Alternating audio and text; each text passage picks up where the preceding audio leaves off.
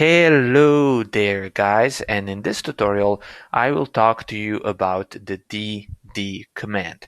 Now the dd command is used to copy blocks of files from one location to another. And if you want to use it, its syntax is as follows. So you type in dd, then you type if, which stands for input file, and then you type in equal sign, and then you type in the input file that is the file you want to copy. And then you type in OF, and that is a shortcut for output file. And output file is actually the destination where you want to copy the input file to. Okay, so you're taking the input file and you are copying it to the output file. Now, these can also be devices because, as we talked about, devices are represented as files.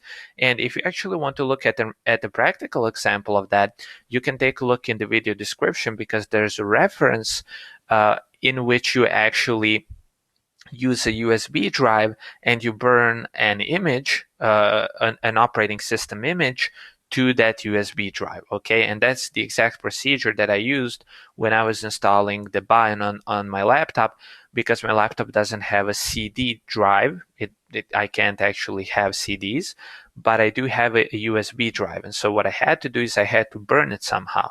And then I actually used the dd command on my previous laptop to burn the Debian 10 image on the USB. Okay, so again, that tutorial, which is like the practical application with an example, is in the description, so feel free to check it out. Okay, and also a warning before we end. The dd command is very powerful, and if you misspecify either the if or the off argument, you can do damage to your devices.